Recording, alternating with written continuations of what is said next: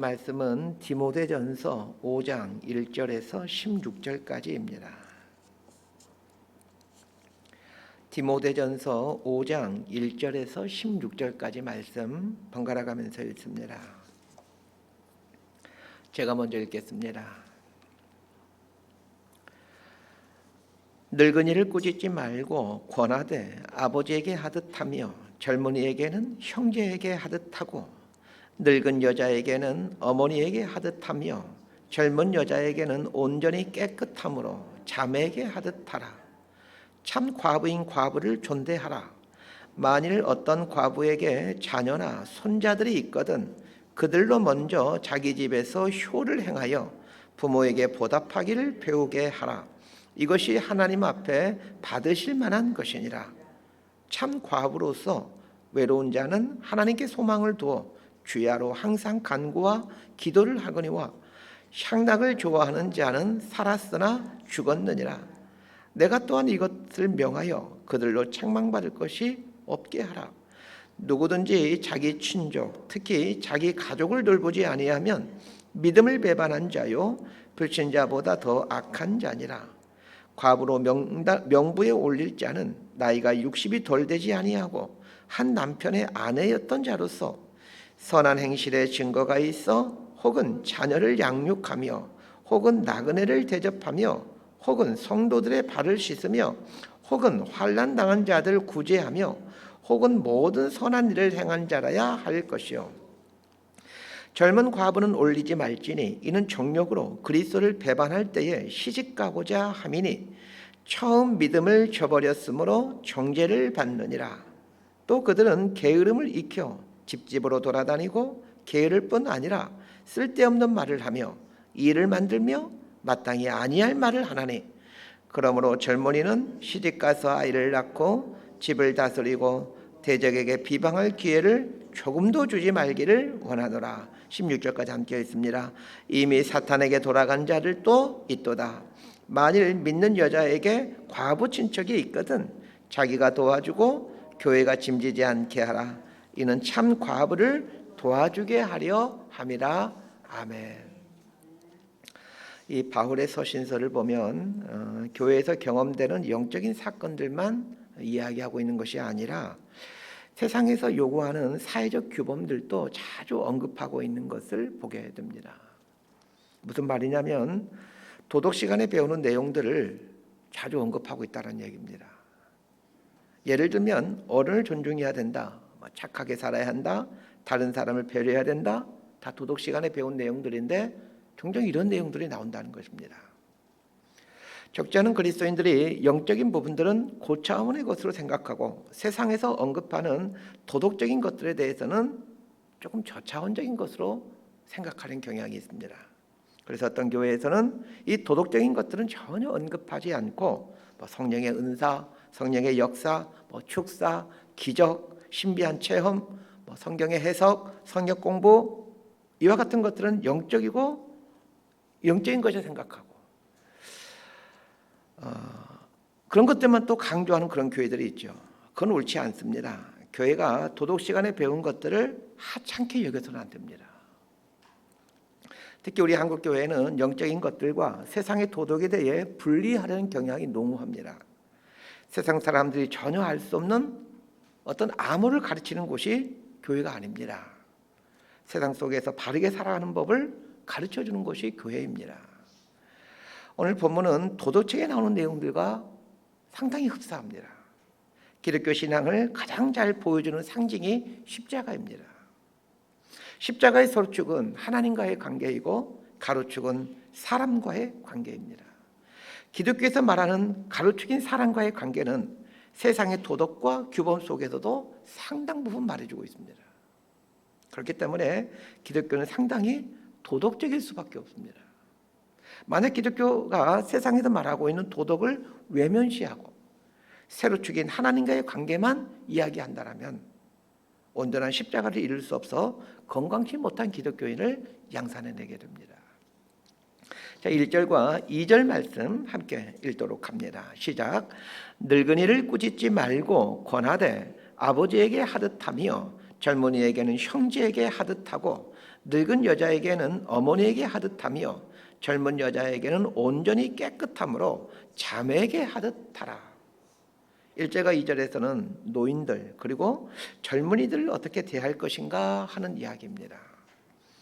물론 바울이 이제 디모데 에베소 교회 담임 목회자인 디모데에게 권면해 주는 내용이기에 목회자가 성도들을 어떻게 대할 것인가를 말해주는 것이지만 조금 더 넓게 해석하면 그리스도인들은 사람들을 어떻게 대할 것인가를 말해주는 내용입니다.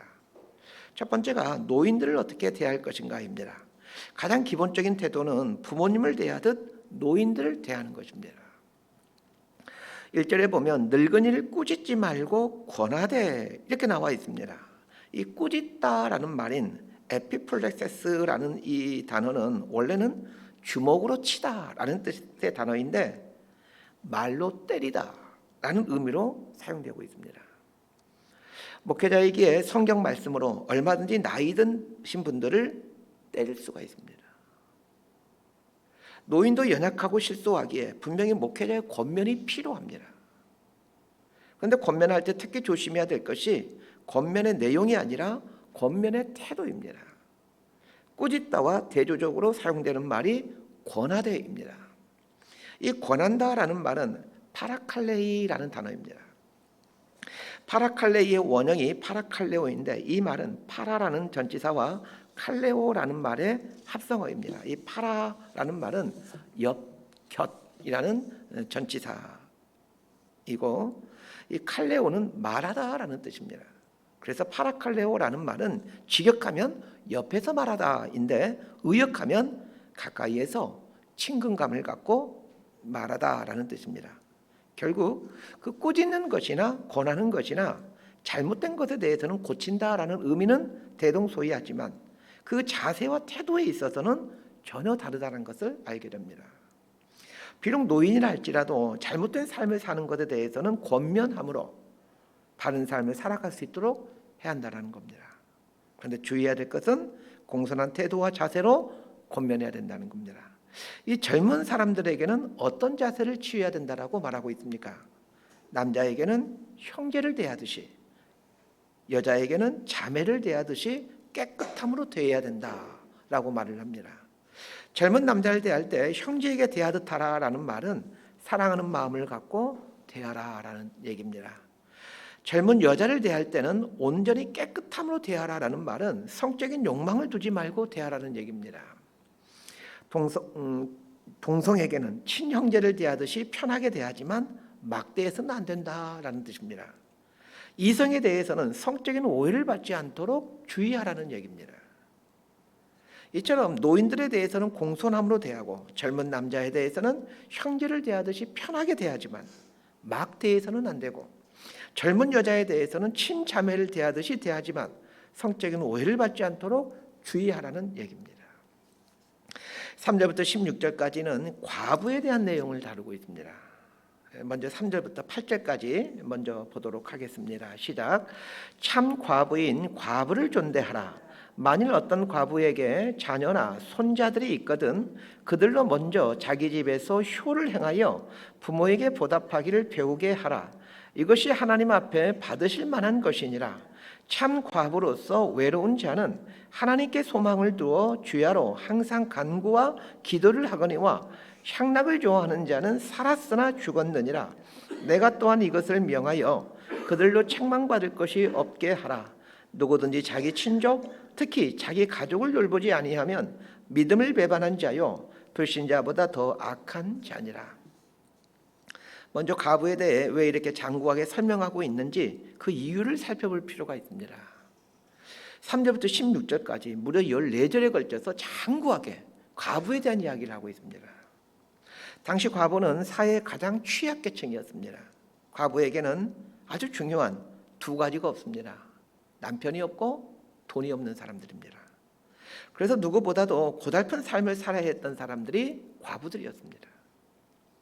바울 당시에는 남자들은 한 30세쯤에 결혼을 하고 여자들은 10대 중반에 결혼을 하는 게 일반적인 결혼의 풍습이었습니다.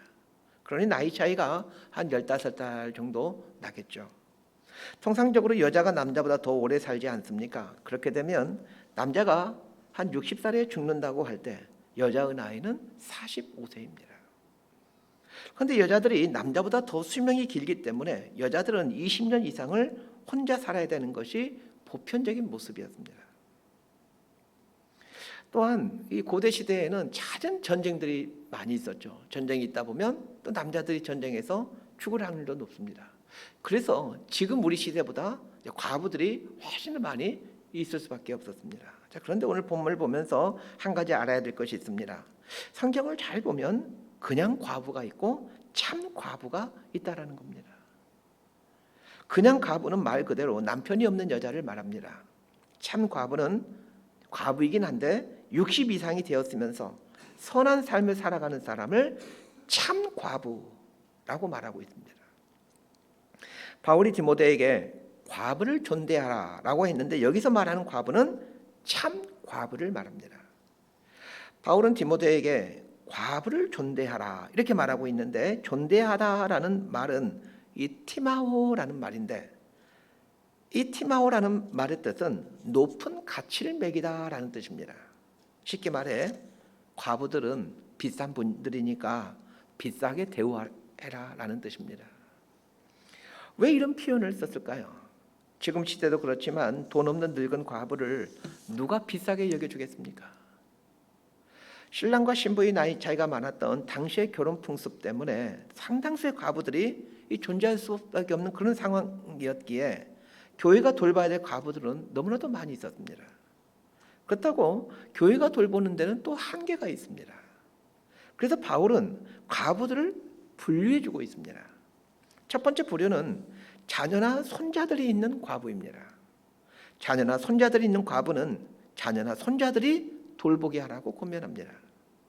목회자가 해야 될 일은 자녀와 손자들에게 그 과부인 어머니와 할머니를 돌볼 수 있도록 권면하는 것입니다.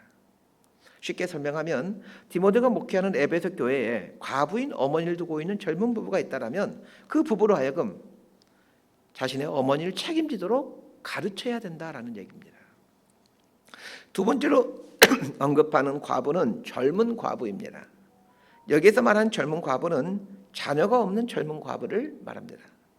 기본적으로 교회에서 과부들에게 책임감을 갖고 돌봐야 되는데 젊은 과부는 제외시키라라고 얘기를 합니다. 왜 그러냐면 젊은 과부는 기회만 되면 시집을 가려고 하기 때문입니다. 성경에 별 이야기가 다 나오죠. 젊은 과부에 대한 이야기는 이제 잠시 후에 또 자세히 하도록 하겠습니다. 세 번째 부류는 자식은 없지만 친척이 있는 과부입니다. 여기서 말한 친척이란 먼데 사는 친척이 아니라 같은 지역에 친척이 있는 경우를 말하고 있는 것 같습니다. 이런 경우도 그 친척으로 하여금 과부를 돌볼 수 있도록 가르치라는 것입니다. 네 번째 부류는 참 과부입니다. 자, 참 과부가 어떤 사람인지 보도록 하겠습니다. 9절과 10절 말씀 함께 읽습니다. 시작.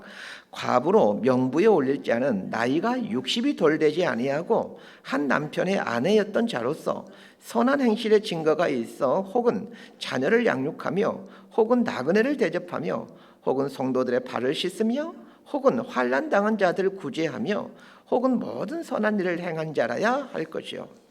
참 과부는 60살이 넘어야 하고 선한 행실을 하며 살아가는 과부를 참 과부라고 바울은 얘기합니다. 이 참 과부에 대해 첫 번째로 해야 될 것이 있습니다. 5절과 6절에 보면 참 과부는 하나님께 소망을 두어 주야로 항상 간구와 기도를 하는 삶을 살아가는 사람인데 목회자가 해야 될 일은 계속해서 과부가 그러한 삶을 살아가도록 권면하여 책망받을 일이 생기지 않도록 해야 한다는 겁니다. 쉽게 말해 목회자는 참 과부로 하여금 하나님을 경외하며 기도와 간구의 삶을 살아가도록 영적인 지도를 해줘야 된다는 얘기입니다. 두 번째는 경제적 돌봄입니다. 오늘 본문을 잘 보면 과부 명부가 있음을 말해주고 있습니다. 그만큼 그 시대에 과부들이 많았다는 뜻이기도 합니다. 오늘 본문에서는 과부 명부에는 참 과부들만 올려야 된다라고 말하고 있습니다. 그리고 교회가 참 과부들에게 이제 경제적인 부분에서 도움을 줘야 된다라고 얘기를 합니다. 그런데 우리가 여기서 간과하기 쉬운 게 있습니다. 참 과부의 조건을 말하면서 10절에 보면 선한 행실의 증거가 있어 혹은 자녀를 양육하며 혹은 나그네를 대접하며 혹은 성도들의 발을 씻으며 혹은 환난당한 자들 구제하며 혹은 모든 선한 일을 행한 자라야 할 것이요 라고 말하면서 그 자격을 엄격히 제한하고 있습니다. 10절 말씀에서 오해할 수 있는 부분이 있는데 자녀를 양육하며입니다. 이 말의 뜻은 어머니다운 모성애를 가진 사람이라는 말이지 실제로 자녀를 둔 과부를 말하는 것이 아닙니다. 왜 참 과부를 말하면서 선한 행실의 증거가 있어야 되고 어머니의 마음은 모성애가 있어야 되며 나그네를 대접하며 성도들의 발을 씻기며 환난당한 자를 구제하며 모든 선한 일을 행한 자 이렇게 엄격한 잣대를 제시하고 있는 것일까요? 과부 명단에 올리는 참 과부들은 단순히 교회로부터 영적인 돌봄과 경제적 필요를 받는 사람들이 아니라는 얘기입니다. 과부들을 교회의 사역자로 세워가라는 얘기입니다. 교회의 중보기도자로 그리고 다른 사람들을 섬기고 도와줄 수 있는 긍휼 사역 같은 일을 할 수 있도록 하라는 얘기입니다. 과부라고 단순히 생활비를 대주는 것은 별 의미가 없다는 겁니다. 그들의 경제적 필요를 채워주어 그들의 남은 삶이 교회를 섬기고 사람들 섬기며 살아가도록 해야 된다는 얘기입니다. 이것을 우리 시대의 상황으로 적용해서 이해할 필요가 있습니다. 나이가 들면 시간적으로 많은 여유가 생깁니다. 그 여유의 시간들을 사람을 섬기고 기도하는 일에 사용하며 살라는 얘기입니다. 그렇게 노년을 살아가도록 교회가 경제적 지원을 하고 또 영적인 지도를 해야 된다는 얘기입니다. 나이 들었다고 노인정에서 전담 10원짜리 고스톱 치면서 죽을 날만 기다리며 살게 하지 말라는 얘기입니다. 아무리 노인이 되어도 세상을 위해서 또 사람들을 위해서 그리고 하나님을 위해서 할 일이 있다는 것입니다. 11절에서 15절까지 말씀 함께 읽습니다. 시작. 젊은 과부는 올리지 말지니 이는 정욕으로 그리스도를 배반할 때에 시집가고자 함이니 처음 믿음을 저버렸으므로 정죄를 받느니라. 또 그들은 게으름을 익혀 집집으로 돌아다니고 게으를 뿐 아니라 쓸데없는 말을 하며 일을 만들며 마땅히 아니할 말을 하나니 그러므로 젊은이는 시집가서 아이를 낳고 집을 다스리고 대적에게 비방할 기회를 조금도 주지 말기를 원하노라. 이미 사탄에게 돌아간 자를 또 있도다. 이 구절은 젊은 과부들에게 해주는 말이지만 그냥 젊은 여자들에게 해주는 말로 이해하시고 들었으면 합니다. 오늘 본문을 보면 젊은 과부가 재혼하는 것을 정죄하고 있는 것처럼 보여집니다. 그러나 젊은 과부는 재혼하지 말아라 이런 얘기가 아닙니다. 젊은 과부는 이 재혼에 대한 생각 때문에 그리스도를 섬기는 일보다 삶의 우선권을 다른 것에 둘 가능성이 농후하다는 얘기입니다. 그러기에 교회 과부 명단에 올려 기도와 구제의 삶을 사는 사역자의 명단에 올리는 것에 대해서 신중하라라는 뜻입니다. 또한 젊은 과부들을 교회 과부 명단에 올려 교회 사역자가 되었을 때에는 헛된 욕망이 남아있기에 쓸데없는 말을 많이 하여 교회를 불량케 할 가능성이 있다는 것입니다.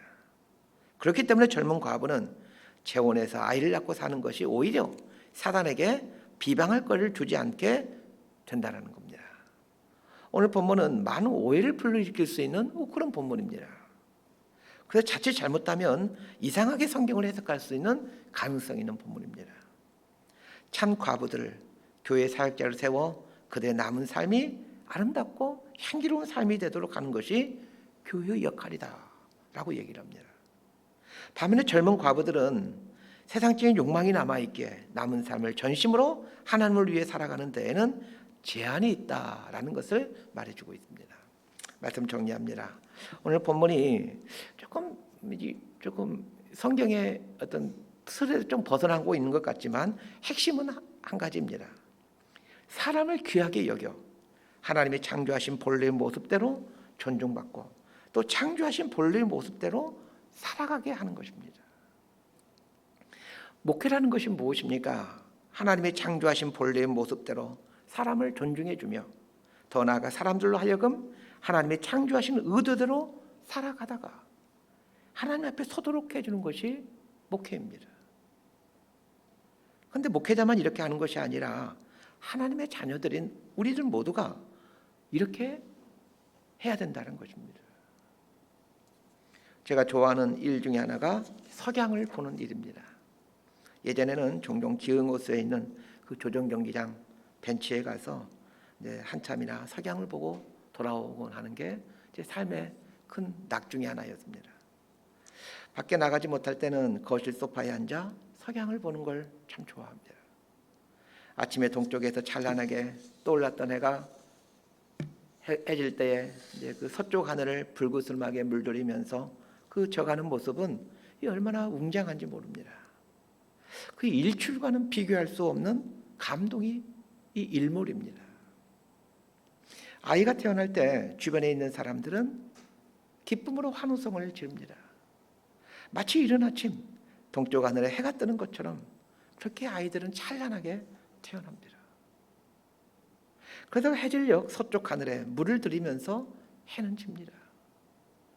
노인이 되어간다는 것은 노을과 같은 것입니다. 인생을 살아보았기에 무엇을 위해 남은 혼신의 힘을 다하다가 서서히 사라져야 되는지를 아는 사람만이 황홀한 석양의 삶을 살 수가 있습니다. 우리의 신앙 인생이 시간이 지날수록 이 해질녘 노을처럼 그렇게 단아하고 아름다워지는 삶을 살 수 있게 되기를 진심으로 소망하고 축복합니다. 기도하겠습니다. 하나님 아버지, 사람이 바르게 산다라는 것이 무엇인지 깨닫게 해 주십시오. 가슴 벅찬 감격으로 하나님이 친히 지으신 사람들을 사랑하며 또 존중하며 또한 사람들이 하나님의 창조 목적대로 살아가도록 삶으로 본을 보여주고 또 친절한 말로 권면하며 하나님 앞에 바른 삶을 살아가도록 도와주는 인생을 살아갈 수 있도록 우리의 삶을 붙들어 주옵소서. 해질녘 석양처럼 잔잔한 감동과 아름다움을 남겨주는 삶을 살아갈 수 있도록 나이가 들수록 삶에서 깊은 향기가 날 수 있도록 우리 인생을 붙들어 주옵소서. 예수님 이름으로 기도드리옵나이다. 아멘.